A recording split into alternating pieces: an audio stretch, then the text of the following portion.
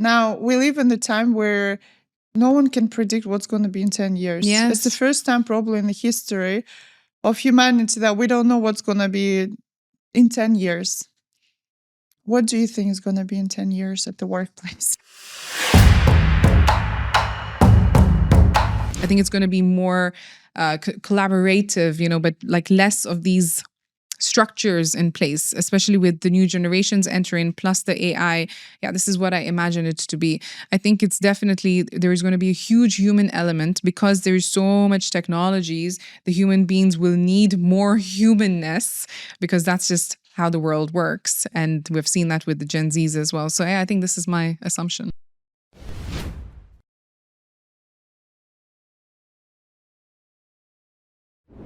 Traditional, I would say here, people come to earn money, traditionally. And I always felt this transit place, you come here, earn to support your family. And then the extra money always made a big difference. Now, what's your strategy? Do you keep them? How do you make them happy? Well, one of my KPIs is to keep top talent in the company. And it wasn't placed by the shareholders, it was placed by myself. Because I realized that for me to build a real estate business, it's all about the people. Yeah. Like literally, it's about the people. It's not about yet technology. It's about the people who get the job done. So my first day when I came to Merit to meet the employees, that time we had 53 employees, I realized that when I came in and they made the announcement in the main lobby, and the people were going to want to start to figure out, what is this Mike Belton guy all about? Right? Who is he? I'm sure they searched me on the internet. They looked at my LinkedIn page. But when I came in, I told them the story that it's always kind of resonates with me for many years. There was John F. Kennedy, the president of the U.S., goes to the Houston Space Center. This is back in the 1960s, walking around meeting people and bumps into a janitor and says, "Sir, what do you do here?" The janitor looked at him and said, "I'm here to put a man on the moon."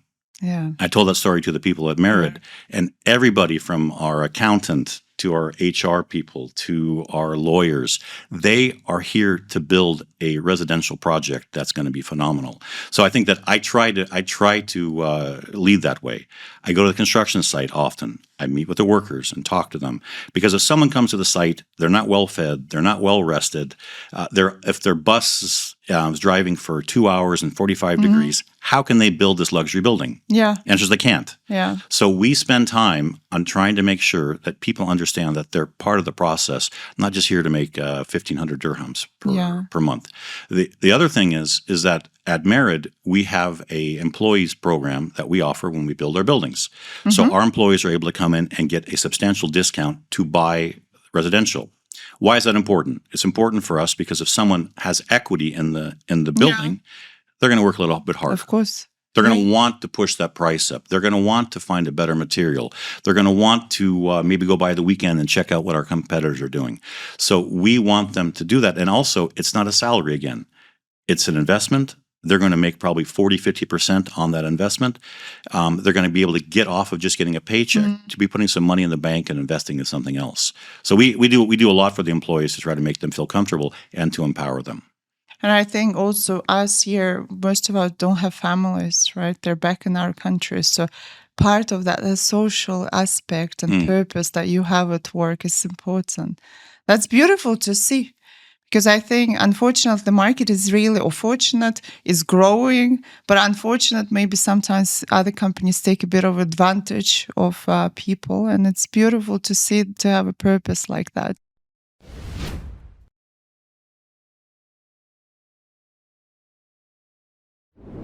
Is it different from Europe, let's say, or America, wherever you want to compare it, maybe Europe? Is it different? And if it's different, what's the difference? And if it's the same, what is it? How would we define it? I think that there's a couple of underlying mindsets that are the same, which is, and there's many things and how it shows itself so totally different. The way that you would work in a factory in South Africa or in Germany, in Mexico or the UK is different because it's different values, different culture, different setup. But I think that there is a couple of underlying things that always hold true. Things about respect people, but also, if things don't go well, it's not about if you fall down, it's about how do you step up. It is about how do you stand up on the shoulders of the people that came before you, and how do you let people succeed. Those are some of the things that are true everywhere. Now, right. In some places there's a wave going and you jump on the wave. Yeah, if you're in a place where there's a contraction in the economy, the mindset, the feel, the touch is completely different than if you're like in this region here where we still have enormous growth. Obviously, but the fundamentals are that actually in difficult situations is when real leaders step up. It's either easy to be a leader when things go well. Yeah, it is during times of recession or slowdown or financial hardship. That's when you see real leaders step up, and invariably they energize people. They show them up the road. They walk up front and say, "Guys, we're going to make this happen." It is almost blind optimism. One of my favorite sayings is, he didn't know it couldn't be done, so he went out and did it. Yeah? He didn't know it couldn't be done, so he went out and did it. There's something very beautiful about that. Yeah. Setting these bold goals and making it happen. Even here in the region, as a CEO, I sometimes had requests that were unreasonable. And I say this a little bit with a smile on my face, because I would tell my European friends, I go like, "But what they're asking you is unreasonable." I said, "Yes." And that's great. And they go, "Huh?" I said, "But think about it. If Dubai was reasonable, would they have a Burj Khalifa? Would they have the Palm? Would they have the Burj Al Arab? Yeah. When the thought was built, it was not reasonable to do that. Yeah. But sometimes you got to be a little bit unreasonable in your expectations. And it never amazes me it is amazing how much more people can do than they think themselves. So as a leader, if I show 100% trust and I'm 100% convinced that I know you can do it, you will probably do more than you think you can. And that's where the value of a leader comes in, where I get the absolute maximum that you even surpass yourself. And we've all been in those situations. But I would like to ask, it's not by pushing you so much that you're going to have a burnout, or it's more, I believe in you so much that... Absolutely. It is. You can't push that. You cannot push people to greatness. You can entice them to greatness. It's not about, guys, we're going to go across the ocean. I'm going to tell you, we're going to chop this tree down. We're going to put this boat together like this. And I want you to do it quick. And I want you to do it now and work harder. And I keep beating people until morale improves. No, but if I turn the story around and said, guys, there's a beautiful world out there. If only we could get across this ocean, help me out. How could we do this? And somebody says, well, maybe we should build a boat. And somebody else says, well, I got a saw. I said, well, can we use those? Yes. Now, all at once, it's purpose-led. Yeah. And I've created the dream of where I want to go. And I believe you can do it. Yeah. And people sign up for that. Yeah. Whereas if I tell people, you need to build a boat and you need to build it right now, and I want it fast, and I'm going to measure you till the nth detail, that's not very, no, I can coerce you into that. But then in the morning, when you drive your 15 minutes to work, you're going, Whereas the guy that says, I'm building a boat to go across the ocean, everybody resonates with that. Yeah. Because we've seen people believe in you more than you believed in yourself. I think that's what great educators do. Great educators awaken a flame in you about something that you didn't know that you could do, and then you go out and you do it.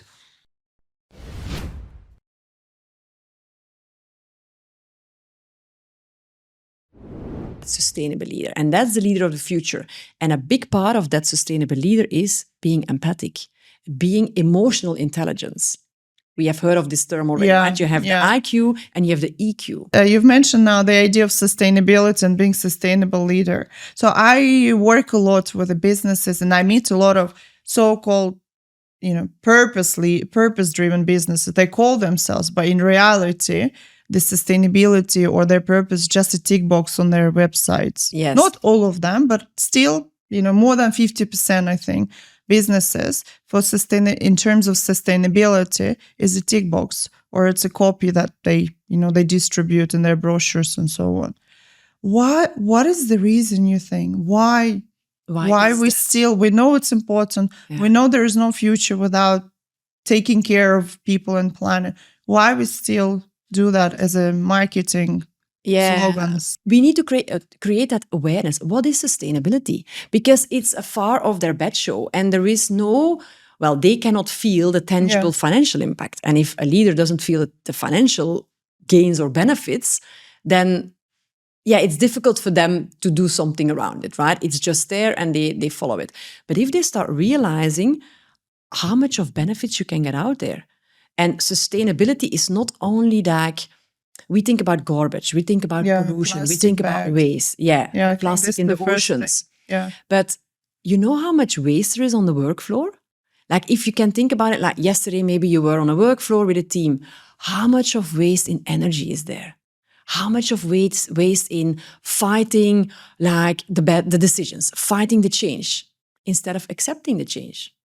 Waste in time.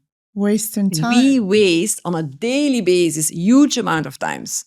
So time can be actually an attribute or a part of sustainability also? Yes. Wow. A sustainable leader is a leader that can manage their time, but that also understands why it is a waste. And other people's time, I guess, also. Yes. Yeah. And that comes into communication. How are they communicating?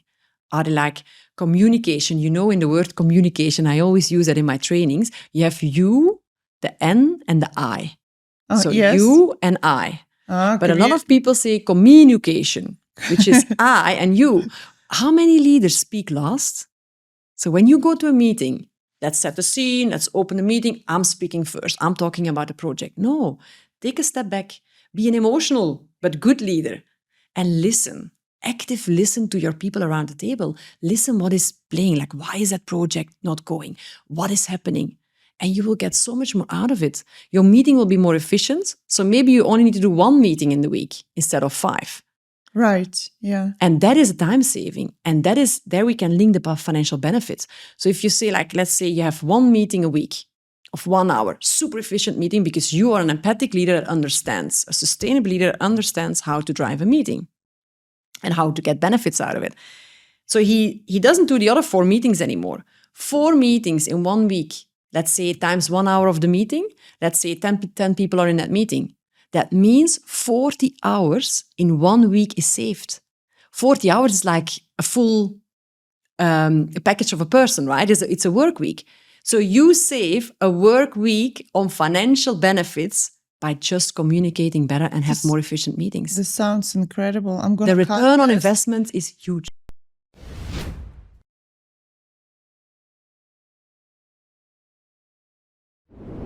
What do you think 2 or 3 skills that we will need to be still successful leaders? One is that people need to be curious. Leaders need to be curious about what's out there, what's next, what's the next thing. So curiosity is number 1. Curious. Number 2 is emotional intelligence. Right? I'm not the smartest guy with numbers, even though I know numbers pretty good. I'm not the smartest guy at this, but I have, I think, a pretty high level of emotional intelligence. To read a room, to understand someone's having a bad day, to push somebody, to warn somebody, to do whatever I think needs to happen to get the task done. And then the last thing, which unfortunately computers can do, is multitask. Every day I wake up, I've got 15 things I have to get done.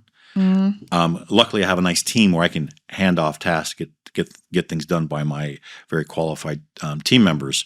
But I think multitasking, curiosity, and emotional intelligence are something that we as leaders need to have, or you just can't keep up today. Right. So it's not the technical or functional skills that is lacking or getting in the way. Yeah. It's what we in HR call the soft skills that are so hard to learn and exhibit and embody.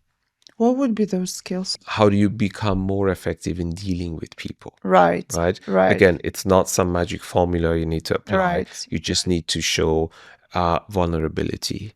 You need to show higher levels of empathy. Right. You need to show a great rapport with your people. You need to be able to relate to them. And likewise, like an infinity sign, they need to be able to relate back to you. You need to create a sense of followership, which is more than I'm your CEO, you're my CMO, I tell you to do this, please go ahead and do that. So that's not followership, that's command and control. And as we know, there's very little space left in the leadership world today to work like that. So it's all the soft stuff that's, or the lack of those, that's getting in the way, and not the technical or the functional competencies.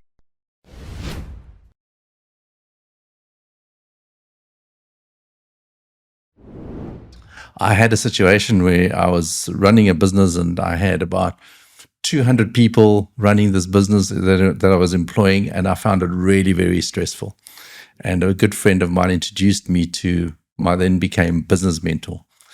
And in one of my first sessions, I sat with him and he just said to me, "So tell me about your business." I said, "It's just stress. It's just stress." Yeah, 7 days a week, busy. Yeah. And you never have time for anything, and you don't sleep at night, and you have to wake up in the morning and repeat, and just trying to cope. And it's all about coping. And he started questioning on me and my leadership skills. And he started saying to me, "Vic, how do you lead?" So I said, "What do you mean?" So he says, "Well, tell me, how does it work in your business?" So I said to him, "Well, we've got all these challenges and problems and whatever else, and people would come into my office every day, and I have to keep, focusing on helping them solve their problems." He says, "Okay." So he says, "So you solve everybody's problems?" So I said, "Yes." So he says, "How long is the queue outside your door?" I said, "Yeah, it's 200 people. It's 190. 100%. There's all these people always wanting your solution." Yeah. And he says, "So you don't allow other people to make decisions?" So I said to him, "What do you mean?" So he says, "Well, it sounds like you make all the decisions in your business." So I said, "Yeah, pretty much." He says, "Well, that's where your problem is." So I looked at him and I said, "What do you mean?" So he says, "Well, Rick, until you allow people to make mistakes and allow people to have a seat at the table, the chances of you growing your business without stress is almost zero." I looked at him, I thought about it, and I said to me, "And you also won't attract the right talent." I said to him, "What do you mean?" So he says, "Well, the people that will really help you grow your business do not come to a business where they can't have a seat at the table." And basically what he was saying is allowing them to make decisions, allowing them to bring innovation to the table to help grow that business. He says, all you'll do is get yes, sir people. So people that will just say yes, yes, and yes. And he says, by going out there and solving their problems for them, all you're telling them to do is every time you have a problem, go to Vic. Okay. You want them to depend on you. But that's what we do as entrepreneurs, right? So what happens is, and because we're hiring all these people, and then we telling them we have to tell them what to do, we then say to ourselves, "Oh, I'm not going to give it to them because I can just do it better myself." So now you've employed them to add value to your business, but now you're actually going to do the work for them. So he taught me that, and I thought, wow, that's a really, really important lesson. And he said to me, "Vic, you cannot have more than 4 to 5 people that report to you in your business." And I said to him, "That's not possible. I've got like 10, 15 managers." He says, "You just cannot." He said, so I said to him, "Why?" So I said to him, "Well, when are you going to get to do your business, do your work?" And I said, "I do it on the weekends." He says to him also, what good are you on Monday to Friday? Because you're just tired. Yeah. And the more tired you are, the less clear you think, and you actually cannot make good decisions. And therefore, you burn a lot of cash unnecessary in your business because you keep making mistakes or you keep procrastinating on making good decisions. And then your team feel the procrastination. So then they also relax and say, "Okay, well, when Vic decides to finally make that decision, we'll get on with it." And it became a big problem. To be a leader like that, I think you have to have certain qualities. The interesting thing is that, when I go back to 19 years ago, when I've just finished university and created my first business, I actually managed, I had 2 offices, 30-something people, and I could leave the office in the afternoon and do nothing, and I was okay with it, and I knew everything was going. As the time grows, 19 years later, thank God I have the best team. Thank you, my team. But I started having more and more stress, doubts, through mistakes and failures. So I'm more cautious about people and so on. All that mental things that we have. So what I want to say is that you have to have certain qualities as a leader also. Ability to trust. Yeah? Ability to see the best in that person. 100%. But you see, it goes through how do you coach that person and making sure that your objectives of the business and their objectives for their careers aligned. This world requires happy leaders.